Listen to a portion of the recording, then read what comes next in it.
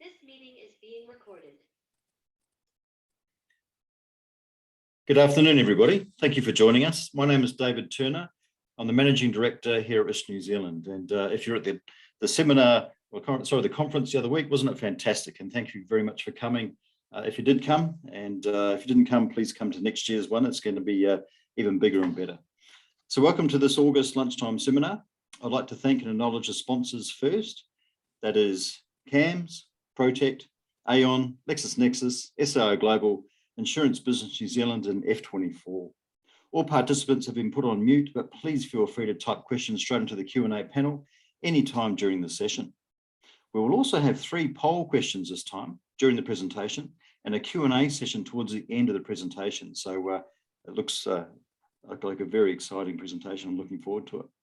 So now on to today's topic, operational resilience when it's not a matter of if, but when. It's my great pleasure to introduce you all to presenter David Tattam, Chief Research and Content Officer and co-founder of the Protect Group. David's vision is to redefine the way the world thinks about risk and to pioneer the development of risk management. He is the driving force behind Protect's risk thinking, pushing risk management to the frontiers of what is possible. Thank you very much, David, and over to you. Thank you so much, David. And yeah, welcome to this lunchtime or slightly early afternoon for some people session on looking at operational resilience. And I've put the tagline, not if, but when, which really highlights, I guess, how I am, and I'm certainly a lot of other people are feeling after the last 3 years of these kind of 1 in 100-year events that seem to happen every year. And it's getting us to the feeling now that risk is getting bigger in its severity and more frequent in its likelihood, in its frequency. So a lot of the time now our focus is moving a bit more from let's prevent this thing from happening completely to realizing some of it's out of our control and it will happen. So what are we going to do when it actually happens? And that's going to be the key for this session. Also, remembering that operational resilience seems to be a little bit of the new kid on the block in risk management in terms of focus. And we'll have a look at the reasons why and what that focus is, particularly in certain industries. Before I get going, a brief comment around Protect. Some of you will know who we are already. For those that don't, we are 23 years young this year, and I'm one of the co-founders. My passion in life is risk management, hence the Protect in Protect. And my business partner is passionate around technology in the automation of risk management, which is the tech piece in Protect. You can tell we're way ahead of our time because now everybody calls it risk tech and we called it Protect back 23 years ago. Anyway, what is our focus? Our focus is to strategically provide a complete seamless risk solution for our clients. What does that actually mean in plain English? Well, first and foremost is the tech in Protect, and that is our Protect ERM system, fully blown enterprise risk management system with all the bells and whistles, and we've got it in about 360 clients worldwide now. And that does highlight that we've got head office in APAC in Sydney, and we've got a London office covering EMEA, and we've just recently, February this year, got our US office opened in Santa Monica in California. Very exciting times. Now that's our system.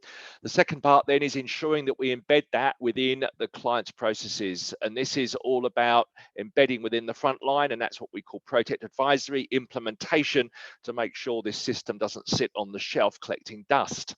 The third component then, which is passion of my life, is Protect Academy, used to be called Protect Training.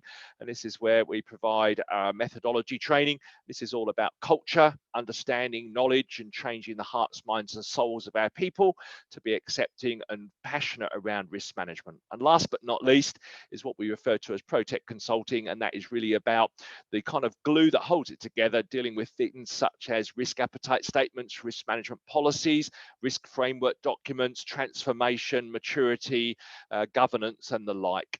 They're the 4 bits. We believe if you do all of those 4 bits well, then you'll have great risk management. And our goal in life is to provide those seamlessly to our clients. That's enough about us. In terms of me, I am looking after research and content, fairly self-explanatory, but my passion in life is where risk management is going, and obviously operational resilience falls into that category, being a big push at the moment. Also, production of content. I do that for training materials, for our marketing, and also for the content within our system as it gets sent out or embedded in clients' businesses. So let's come to today, a little bit of an introduction and housekeeping, and then I'm going to look for the need for and concept of operational resilience. Right, so we all understand what we're referring to here, the process of operational resilience, leveraging your existing risk capabilities. And this is very important in the sense that we believe operational resilience isn't just a completely new thing we have to do. It is in many ways an amalgamation of many things we were doing with maybe a little bit of polish to bring it all together. And then very importantly, the value add, gaining value and learning from the process. And then we'll finish up with Q&A. In terms of housekeeping, I won't read these through, but we'll have a Q&A session at the end. Keep your questions coming as we go through, and then we'll have some to address at the end. And then in terms of the session, I believe we're going to record it and have the PDF copy available. Sorry, have the recording available, but I'll leave that with Risk New Zealand to deal with on an admin front. So over to the first component I wish to talk about, and that is the need for and the concept of operational resilience. But what I thought I would do, just so that we get an understanding of the audience here, is to send out our first poll question. And that poll question is to ask, which sector are you working in? Because operational resilience has got certainly nuances across the different sectors, and I'll just be interested in what you've got. So thank you so much. You're going great guns already, and we'll close it in about 15 seconds. I'll give you 30 seconds for each one of them, and then we'll just have a look at the results.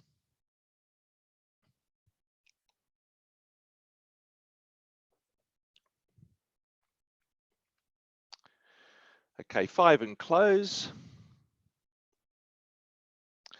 Beautiful. So we've got by far the most biggest representative group is government, local government. So around 70%. We've got non-fin services, 20%, and other 7%. Now it's interesting to note that the two main drivers of operational resilience in 2022 are government, local government, and financial services. And what I like about this push is that in many ways, the guidance that is given by both of these areas is very much agnostic. And that what I mean by that is we can take guidance, whatever sector you come from, and you can use the guidance from, say, financial services in critical infrastructure. You can use the information in government, local government, primarily around essential services, critical infrastructure, and use it in non-financial services. And why do I say that? Because A, risk is risk is risk. B, we're all subject to the same, usually pretty similar, the same disruptive events. And lastly, risk management in many ways at its highest level is really similar across the different entities. So as much as I might be referring to some of the guidance given by certain sectors, I would put to you that all of that guidance is very important for all of us because it applies to every organization on the planet because we're all subject to disruption. So thank you so much for sharing the results. And we will then move on to our focus on what is operational resilience. Operational resilience. This is a particular one, I forget which one, one of the regulators. Operational resilience is the outcome of prudent operational risk management. It tells us that operational resilience is part of your existing operational enterprise risk management. It is not separate to it. That is very important so we don't build another kind of massive independent process that is siloed from day-to-day risk management. And it involves the ability to effectively manage and control operational risks and maintain critical operations through disruptions. Now, the focus for me is very important in resilience, and it is this. It is both prevention and cure. So the focus should be to prevent, to the extent practicable, disruption to critical services. So there is a real kind of proactive risk prevention here. Number two, when there is permanent change in our environment or ourselves, the ability to adapt, or I think we call it post-COVID, or shouldn't I say COVID, as pivoting. How do we pivot if there is a permanent change to a new normal? And also, very importantly, the focus of traditional business continuity, return to normal operations promptly after disruption is over. Now, as I mentioned previously, the focus for different industries is slightly different, but same. And what does that mean? Financial services, there is a huge push at the moment in operational resilience and great guidance coming out of the regulators in fin services that we can all use. And I always think that these regulators are free or cheap consultants for others to use. So please don't shy away from their guidance, even if you are non-financial services. In terms then of non-financial services, it tends to be a focus particularly of government around our essential services, critical infrastructure.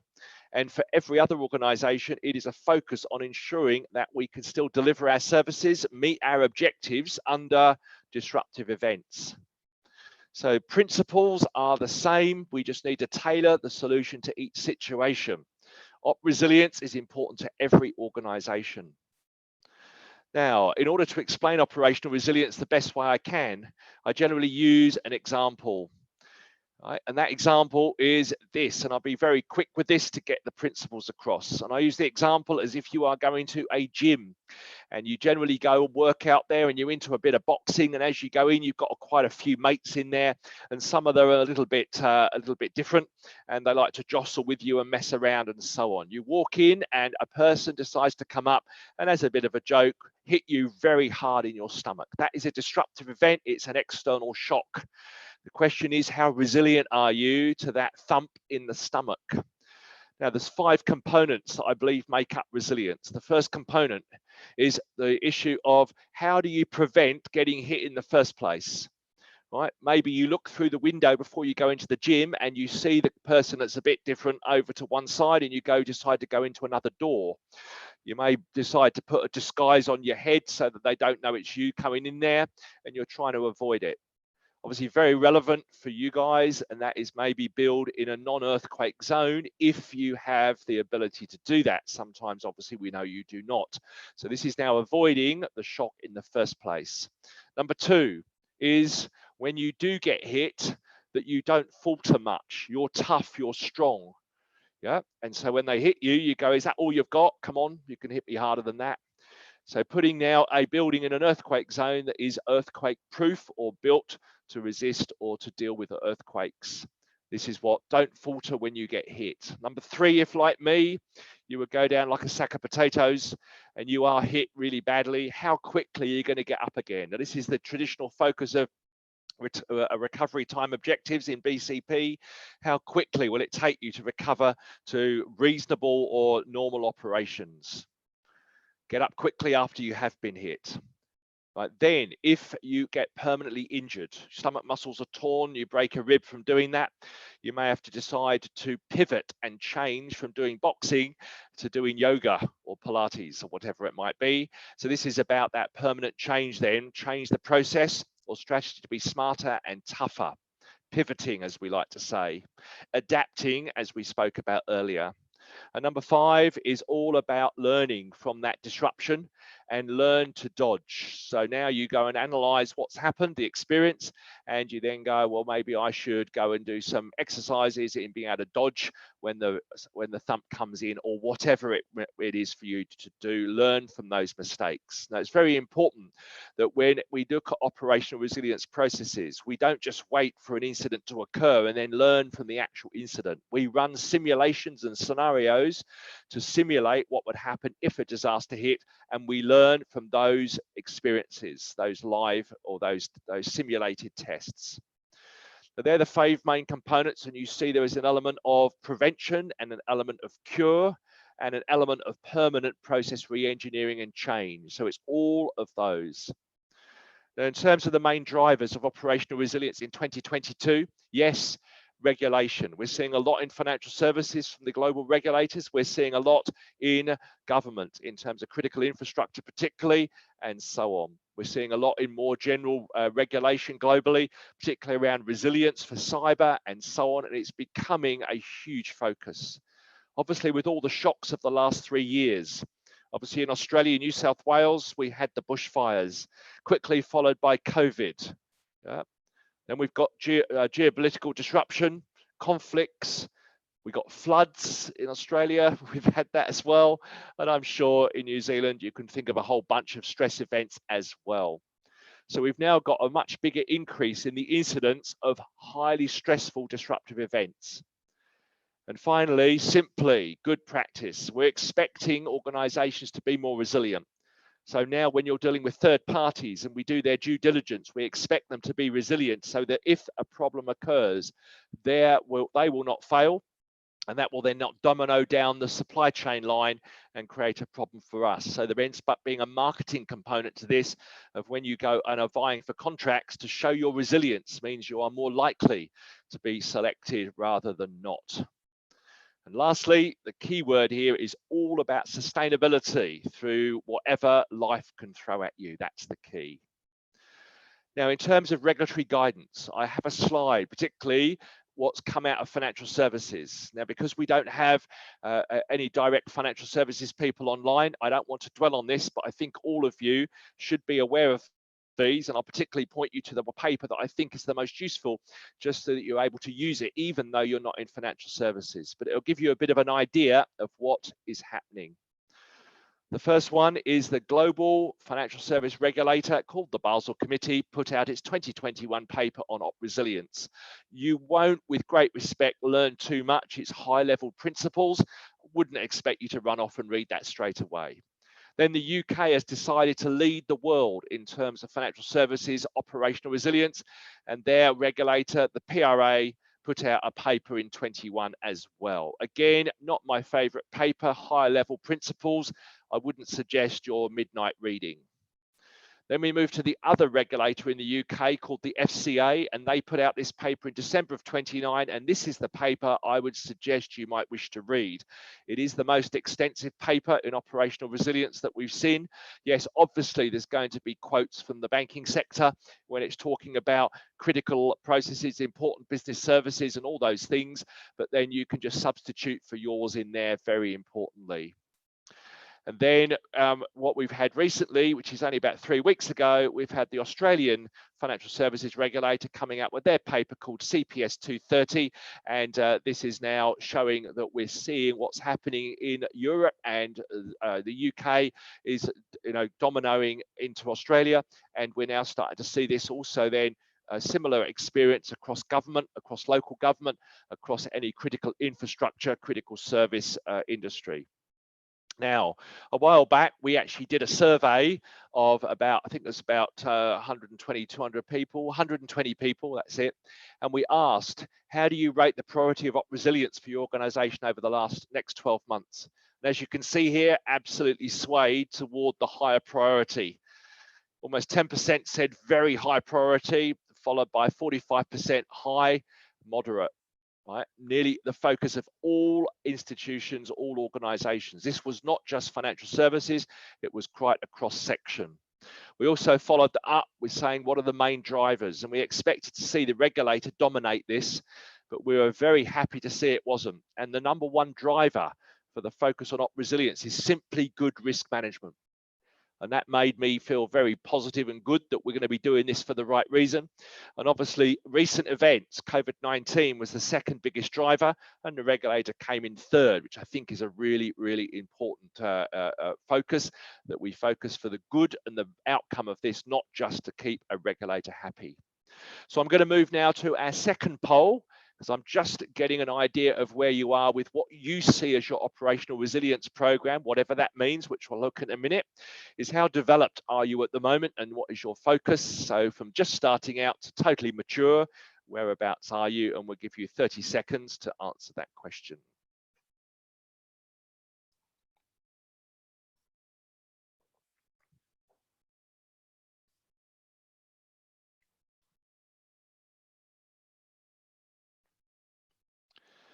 Okay, about 10 seconds, then we'll have a look at the results. Okay, if we can close now, let's have a look at what we've got. Okay, so we've got very honest people, which is great. So we've got 40% early stages, 33% a third, well on the way, 17% congratulations, almost there, and no one sitting at mature. That's a brave comment, mature. And we've got 8% just starting out. So kind of a nice normal distribution there. But you can see that we've still got a fair way to go. And this will remain a focus, I think, in most industries over the next, 1, 3, 5 years. And let's be honest, we'll probably never ultimately get there, as in all things risk management. But I think we're going to see a lot bigger focus because the market stakeholders are expecting this from us to show our greater resilience. So thank you for contributing. Okay, so moving on to the second part, which is to talk about the process of operational resilience. What does it actually mean? Now, obviously, there is a big link to overlap. I'm not going to call an overlap with, a syncing with business continuity, disaster recovery planning, and so on, contingency planning. And I mentioned before that operational resilience to me is a coming together of all those capabilities with an overarching op resilience framework. That's the framework that I want to show you now. So the way we look upon this is to, number one, realize that risk is the effect of uncertainty on our objectives. Right? The risk we're referring to is severe, big disruptive events. So our starting point for any framework around risk management should be, what are our objectives, our expected outcomes?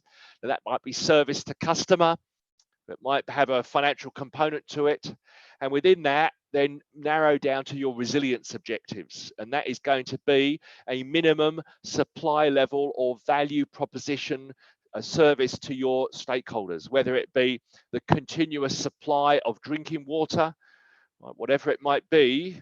We then nail down our resilience objectives. From there, you then ask yourself, what are the critical operations that I have to have working really well to be able to deliver those resilience objectives? And from there, that is an end-to-end process. We then break it down into its sub-processes so we understand the various components that make up those critical operations. Sounds like a bit of flowcharting, mapping coming on. Yes, we'll have a look at that in a few minutes. Once we've then got those processes, sub-processes that make up the critical operations, we then need to identify what resources do we require to be able to deliver those processes successfully, to lead to the operation being successfully delivered, which means we achieve our resilience objectives. Now, those resources include things such as our HR resources, our people, our technology, software, hardware, information, facilities, physical assets, and so on. And also remembering that whether they are provided or delivered internally, or whether a third party delivers them. And this third party component, as you can appreciate, is getting bigger and bigger and bigger. So we have to capture that as a potential source of those resources. On the right-hand side, we then need to assess the health of those resources. What are the risks to those resources not being available or not being optimal? And what controls do we have over those? And this now feeds up to then give us the, if you like, the health, the resilience of the resources, that then feeds up to the resilience of the sub-processes, up to the operations, up to whether or not we will be able to continue to deliver our objectives, resilience objectives, under disruption. And the final piece of the puzzle then is, once we've mapped that out, we then throw lots of bad stuff at it, i.e. our scenarios. And that scenario might be an event-based scenario, such as a tsunami, or it might be a resource-based scenario, says what happens if we eliminated our people, or 50% of our people couldn't come to work, or whatever the disruptive event you can think of. Now that's the 4 levels, and as you can see, it really starts with our resilience objectives and then finishes up with running scenarios to see whether those objectives are met based on that particular scenario. Now, in terms therefore of the processes, number 1, define our key stakeholders that we got key resilience objectives for. Often going to be our customers is going to be a major focus. Number 2, identify the critical operations that deliver those objectives, and from there, set tolerance levels around the objectives. That is in terms of, say, our objective to supply continuous drinking water to our customer base. The question then becomes, what is our tolerance level for not supplying acceptable drinking water? And it's often going to be around maybe quality of water. It could also be around the time period for which water is not available, and you'd have to decide what that is. Now, a lot of the time it might also be driven by regulation, because as you know, regulation will often stipulate the minimum standards for essential services, and this will then give us our absolute maximum amount of tolerance we could have. We may set internal tolerances at a stricter level than our regulatory requirements. Once you've done that, we will then map our critical processes that support the critical operations, and from there identify and map the resources to those processes as we showed earlier. Once we've done that, we then identify and map the risks and controls to those resources that allow us to come up with some kind of health assessment of those resources. Once we've done that, we identify and carry out scenario analysis to test the critical operations, and we analyze the results to see if we meet our tolerances, and if not, what are the lessons that we can learn? What are the weak points? What are the single points of failure? What are the inadequate controls? And they would then lead to issues and actions to remediate, to make ourselves more resilient. Hopefully that logical flow makes sense. And you can obviously, if you're in BCP, DRP, see a similarity in terms of the approach. You might have something slightly different, but by and large, it's very, very similar. So let's go through each of those and have a bit of a deeper dive. Number one, who are the stakeholders of your business? And that is someone who you bring risk and or reward to.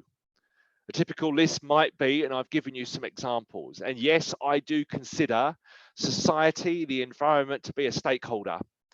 And what we're going to bring to them in terms of reward and risk, and we then say of those which fall within our critical objectives, critical ones. You might not have every one of those stakeholders deemed to be critical, and that would be if you saw disruption there, you would go, I don't really care too much about them. That's a bit harsh, but there may be some. You can't deal with everything. So which are the stakeholders that you believe are really important to continue to serve under disruption? You then identify their objectives.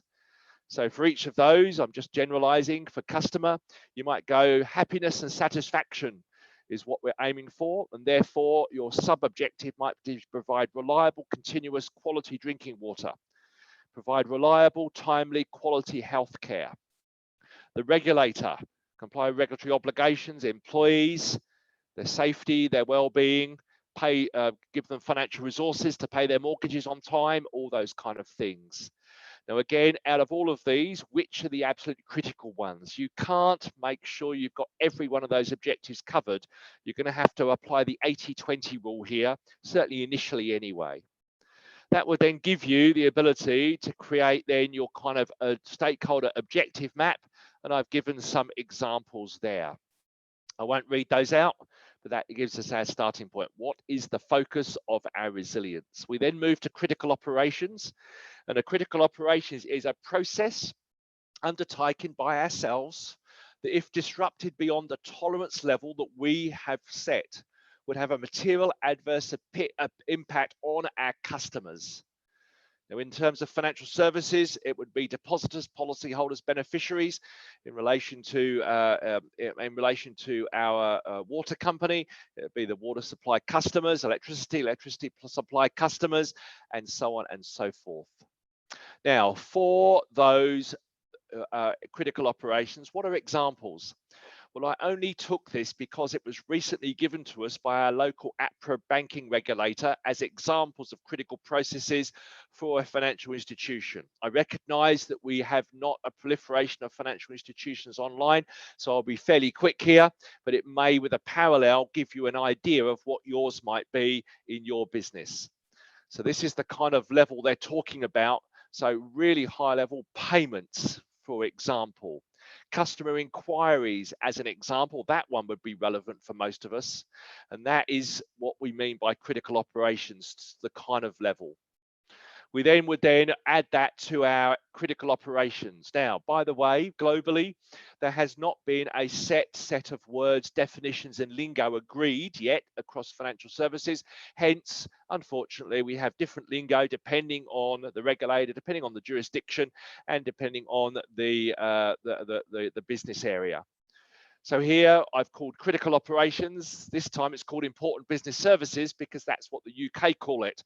Go figure. But words. Have your own lingo internally, just so there is no confusion. So here I've suggested a critical operation might be drinking water supply, vehicle insurance renewal, internally salary payments for employees. They're examples of our important business services. Once we've got those, we then go to level 3, which is to set our tolerance levels. So for critical operations, we need to establish board-approved tolerance levels for those services. Examples might be the maximum time frame for the disruption. In BCP, we call that MAO, maximum acceptable outage. Maximum extent of data loss. What is the maximum and the quality of that data and the amount of that data? Now, you might not be doing that. That's a suggestion from the Australian banking regulator that if data is important to you, what's the maximum extent? What's the minimum service levels to maintain while operating under alternative arrangements? So you have to go to a backup, whatever. What's the minimum level of service that you would say was tolerable? Now, you may have other examples of how you'd set tolerances, but that gives you an idea. Now, in terms of it, the idea then is we've got to monitor compliance with those tolerance levels and make sure that any outside of tolerance results to our scenarios and simulations are reported adequately up to executive management and board, and then focused to remediation. Now, after we've done the tolerance levels, we go to sections 4, 5, and 6, which is all about end-to-end process and resource mapping. So we've got to gain a clear understanding of the end-to-end process, the critical operation to deliver those critical objectives or critical outcomes. Now, in order to do that, we would need to be able to map to that end-to-end process our resources, any regulatory obligations, risk controls, key data that we may have, and any monitoring mechanisms that we have over that end-to-end process. Now, the resources to be mapped would include such things as HR resources, technology, information, facilities, physical assets, financial resources to be able to fund it, service providers, so external third parties, there may be more. So what does an end-to-end map look like? Well, at ProTech, we've been investing pretty heavily on an overarching operational resilience capability within our ERM software. And the example, I'm not going to dwell on it as a process map, might look something like that. Now, obviously, it reminds you of a typical kind of flowchart, but what's important here, we're now adding to each of the nodes of the flowchart the resources required, and obviously the health of those resources, and then from there to be able to run scenarios against this. So there is going to be, I think, an increased requirement for mapping as we move into more mature resilience. Now, this then gives us a summary of our critical operations or our critical important business services. Again, I'm not dwelling on it, but it gives us an overarching view of what is the health of each of our internal important business services. We'd expect this to be reported up to executive management, risk committee, and even up to board level. In addition then, to have a look at the resources that go against those, and have a look at then the resource health. And this is a summary of the health of the resources and also the health or the resources interdependencies, how they depend on each other. Now, we did ask in our recent survey, what level of detail will operational resilience be applied to?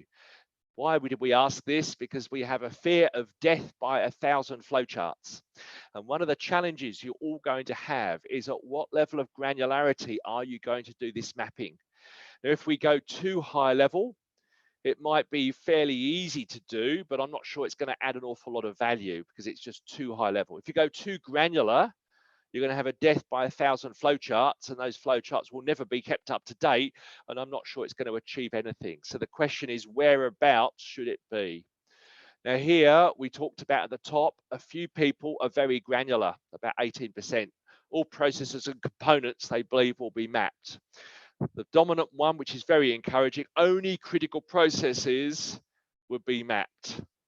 And then we had a few people that said only at a very high level, board level, would they look at end-to-end processes. Now, our view, it's the blue line there. The critical processes should be the ones that we focus in on. Now, our final piece of the puzzle is around scenario analysis then. And this is now where we need to identify various scenarios that we believe are severe but plausible. Right? And from there, we apply those to our operational resilience maps and run it through as a simulation to see how it impacts our outcomes and our objectives. Now, that is the running of simulations. Now, obviously, this is learning from a simulation rather than waiting for an actual incident to happen and learning from the actual incident itself. So what are the drivers of disruption? I'm sure you've seen this list many times. And of course, we at Protect always had pandemic as the first one. Lie, no, we didn't, probably number 10. It's certainly number 1 in most people's views now, and it does highlight the impact of a recent event. The recency bias, as we call it, sitting up the top. Now, I'm sure most of these you're comfortable with, but I would throw you down the bottom one, right? Space threats, solar flares, asteroids. And some people I say this to, they glaze over and go, oh, you're joking, Dave.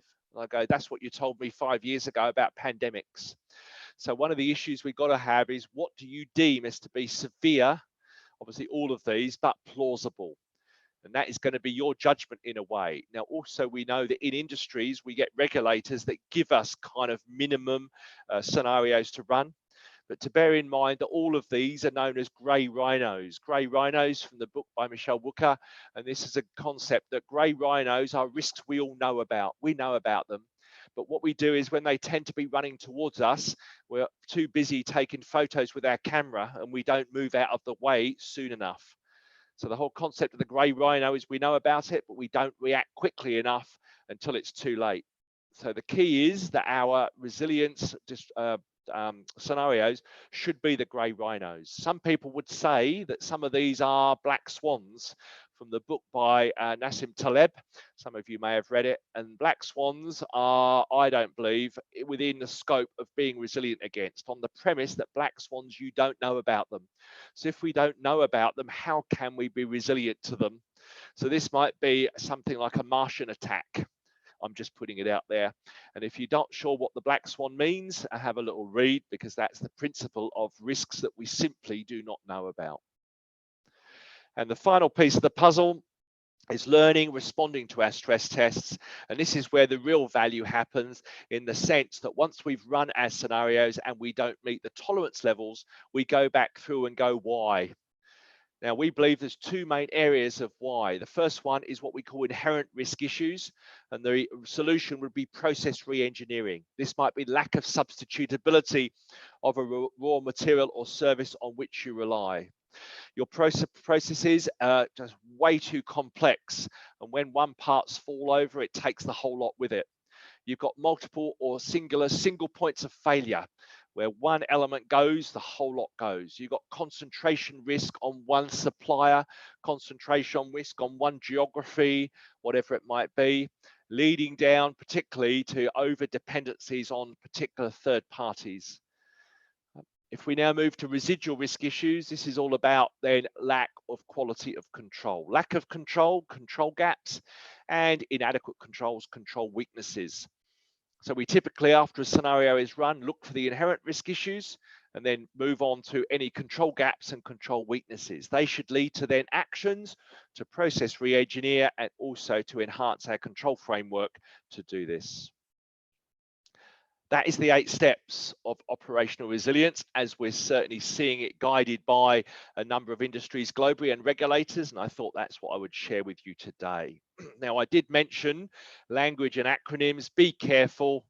I'm not going to read any of these out, but we're now starting to see words crop up like IBS, critical service, critical process, value chain, end-to-end process, pretty much meaning all the same things. And that's all on top of our traditional BCP language and acronyms. So all I would say is, here are many words meaning the same thing. Set yourself a target of what your words mean internally. You might have already done that, just to make it very clear with definitions. Now, I thought I would share with you a quick example of this process end to end. For those of you that were at the conference, you might have seen it in a slightly different way, so I'm going to be quite fast. And it really is taking a very simple personal life example where you as a person are the critical stakeholder. And your objective is to be to be at work by 8:45 each day, and the purpose of that is to retain your job and get paid great remuneration by being a great performer. Now, the critical operation to get you to work is to travel to work each day, and you believe you've got a tolerance level of 30 minutes, which means if you get to work after 9:15, your job might be at risk and your pay rise might be also at risk. And you've determined that to be the critical period, 30 minutes. More than that, you're in trouble. Now, the beginning of the process is you're sleeping, and at the end of the process is when you're sitting at your desk. So we now have a critical operation, which is traveling to work each day. We now get the sub-processes, and that would include then waking up, finding your car, unlocking your car, starting your car and driving to work, parking the car and walking to work. They're your sub-processes. From there, we would identify what are our resources that are required to make those processes work. Well, the first one is you yourself, the person, and that obviously affects every single sub-process. The second one then is petrol for your vehicle, only affects process number 4. We also then need a car, and that affects multiple processes. And we also need a key to access the car.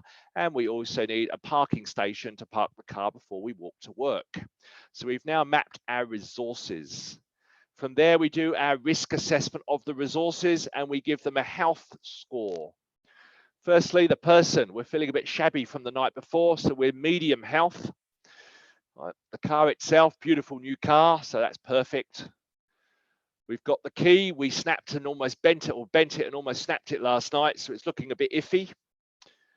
The petrol we buy a bit cheap from a dodgy garage, so it could have a bit of contamination in, so it's medium, and the car park's a beautiful car park, brand new, loads of spaces, so that's very healthy. That's akin to doing a risk assessment on your resources.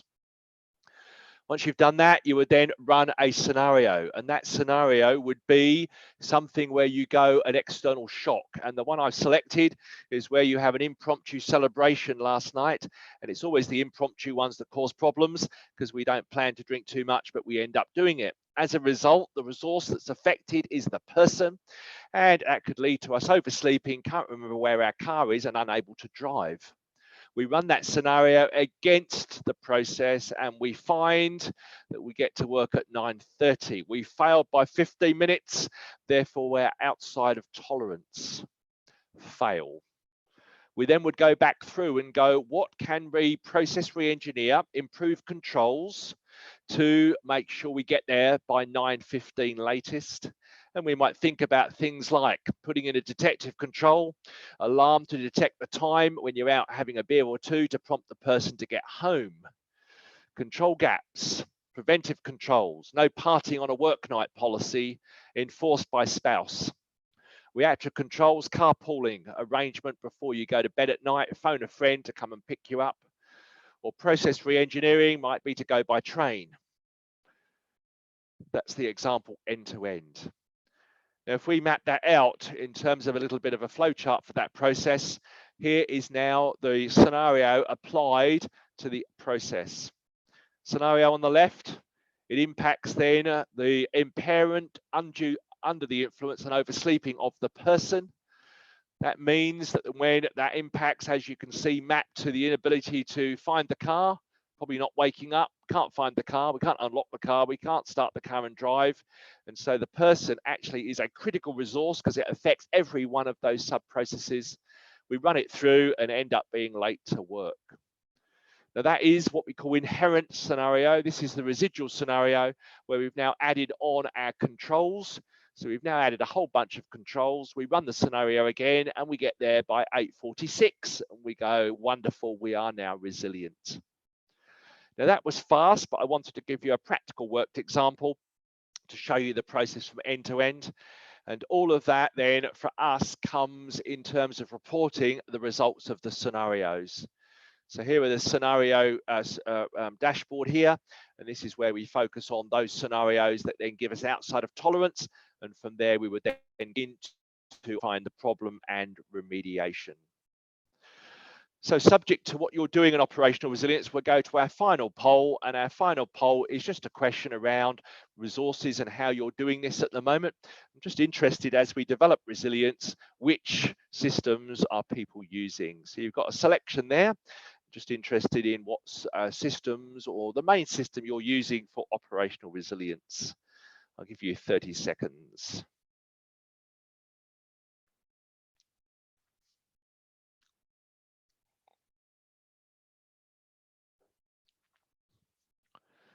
Okay, 10 seconds.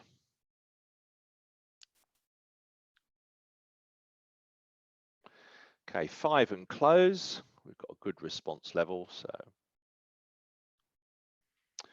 let's close now and share what we've got. And we've got, first and foremost, the wonderful Excel, Word, PowerPoint. It's a wonderful process. I still love my Excel spreadsheets, but for developing the concepts, once it gets into production, and I've now got it as an ongoing process, I'm not so keen because too many errors kick in.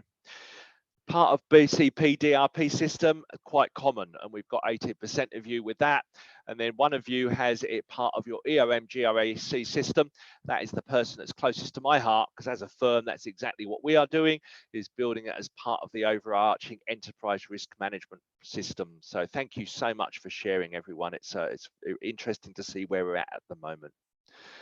Okay, so we'll close the poll and then we'll move on to our penultimate piece that I'm going to talk about, and that is the importance of leveraging your existing risk capabilities rather than building operational resilience from scratch. Why? Because we've already got a lot of great stuff in our enterprise risk management, including BCP, DRP, contingency, so why not leverage from that? Let's have a think what that means.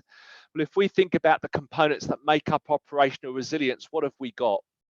Number one, we've got our business strategic plans objectives, followed by our processes, followed by our resources, then our controls and risks, then our scenarios, and then our issues and actions. And that's the end-to-end process clockwise.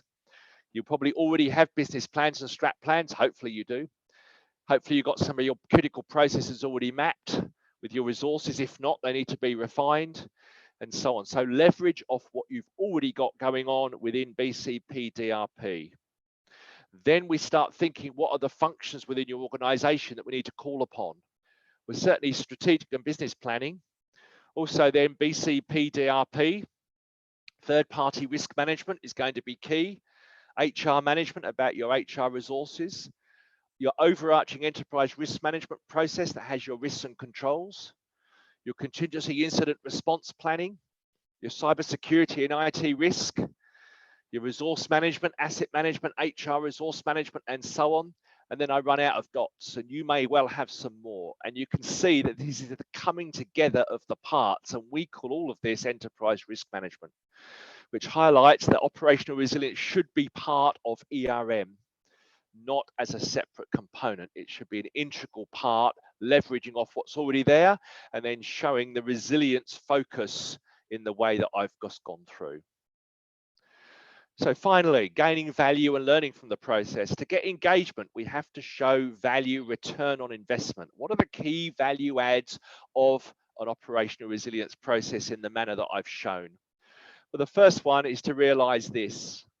Life doesn't get any easier or more forgiving. We get stronger and more resilient. And I'm going to say, comma, right, as long as we're smart enough to learn from our mistakes and scenarios. I want to add that on. And this is what resilience is all about. Now, in order to gain value, you have to identify where you want to get value. Number one is the regulator. If you are regulated, you need to be able to meet the regulatory requirements.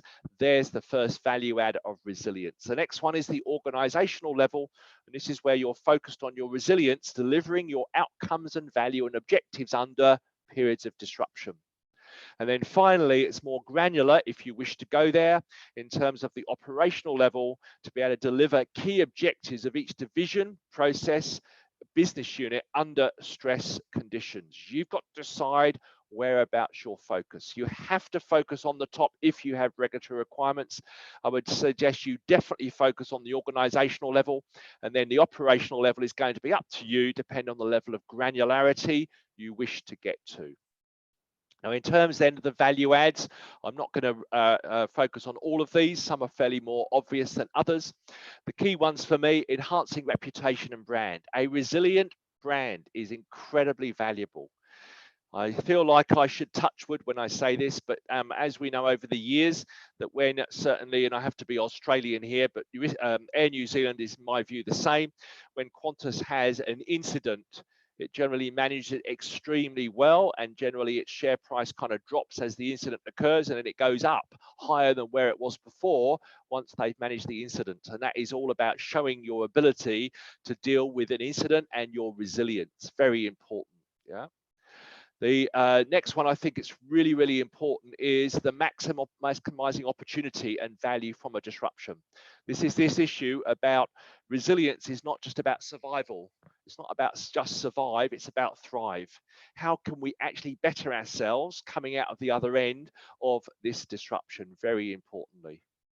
So there's 9 value adds that I would suggest you have a look at. What's important here is the focus on prevention rather than cure, and making sure that we focus on the likelihood reduction of us getting hurt in the first place, because I think we've been very good, certainly in BCP, to worry about the mopping up the mess. Now, this is brought home to me recently or last year from the WEF, World Economic Forum, which made the comment that fighting COVID-19 could, it was done last year, this cost 500 times as much as the pandemic prevention measures. So we'd have prevented the pandemic in the first place, the saving would have been 500 times. That's quite phenomenal when you think about that. This means that an investment in prevention would yield a staggering 50,000% return. I'd be very happy with that. So focus on prevention rather than just the cure. How do we do that? I did highlight this before, but I'm not going to repeat it because it's just a repeat of the slide. Make sure you look at number 1, process re-engineering. Number 2, control gaps. And number 3, control weaknesses. So a lot of this to do is how are you going to use the outputs from resilience? And we did ask in our survey, how do you see the uses of operational resilience being put? And as you can see here, the number 1 is about providing board and executive management with assurance that we are adequately resilient. Number 2 is in responding to a crisis. Number 3 is understanding potential impacts that we could suffer from these various potential scenarios, right? And only coming at about number 6 is satisfy the regulator, which I'm very happy about again. So make sure anything you do in operational resilience has that return on investment focus. What is the value add? So I want to leave you now with some keys for success. Again, I won't read all of these out, but the first one I've said already, but operational resilience is not a standalone process. Make it part of your existing enterprise risk management. Very important. Utilize your existing resources, capabilities, processes as much as possible. Don't replace them. Mapping is going to be increasingly important. Are your process maps and critical process maps adequate?